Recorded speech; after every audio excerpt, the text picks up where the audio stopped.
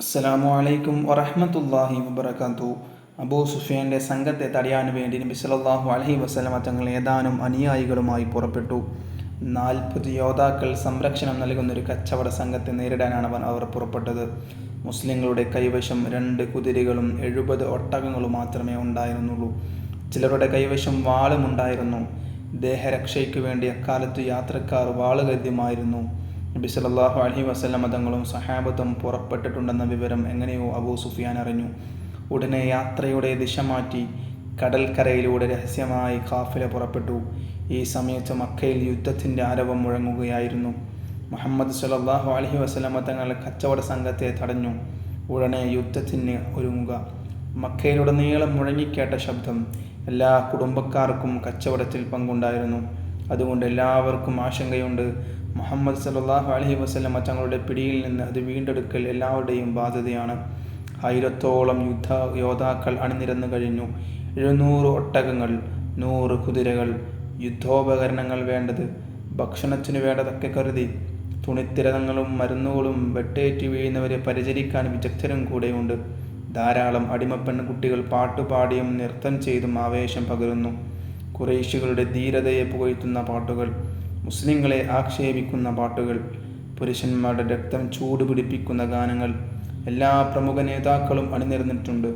ഉത്ബത്ത്, Shaybah, Nawfal, Zamah, Abu Jahl, Nadr, Abul Bakhtari, Umayyah bin Khalaf, Walid, എങ്ങനെ എത്ര നേതാക്കൾ. അബൂജഹലും പ്രമുഖ നേതാക്കളും കഅബയുടെ അടുത്തെത്തി. കഅബയുടെ നാഥനെ വിളിച്ചവർ പ്രാർത്ഥിച്ചു, ദൈവമേ, ഇവിടെ 2 പക്ഷമുണ്ട്. ഇവരിൽ സത്യത്തിൻ്റെ പക്ഷം ഏതാണെന്ന് നിനക്കറിയാം. അവരെ നീ വിജയിപ്പിക്കണമേ, കാത്തുകൊള്ളണേ. ഖുറൈശിപ്പട പുറപ്പെടുകയായി. അബൂ സുഫിയാൻ തന്ത്രപൂർവ്വം രക്ഷപ്പെട്ടു കഴിഞ്ഞിരുന്നു. മക്കക്കാരുടെ സൈന്യം മുസ്ലിങ്ങളെ നശിപ്പിക്കാൻ മുന്നേറുന്നു. നബി സല്ലല്ലാഹു അലൈഹി വസല്ലമ തങ്ങളും സഹാബത്തും അബൂ സുഫിയാനെ തടയാൻ വേണ്ടി യാത്ര തുടർന്നു. മദീനയിൽ നിന്ന് 40 നാഴിക യാത്ര ചെയ്തു കഴിഞ്ഞു. റൗഹാ എന്ന സ്ഥലത്ത് അവർ എത്തിച്ചേർന്നു. അപ്പോഴാണ് അവർ ആ വിവരം അറിഞ്ഞത്. അബൂജഹലിൻ്റെയും മറ്റും നേതൃത്വത്തിൽ സുശക്തമായ സൈന്യം പുറപ്പെട്ടിരിക്കുന്നു. ഒരു യുദ്ധത്തിനുള്ള തയ്യാറെടുപ്പിലെല്ലാം മുസ്ലിങ്ങൾ പുറപ്പെട്ടിരിക്കുന്നത്.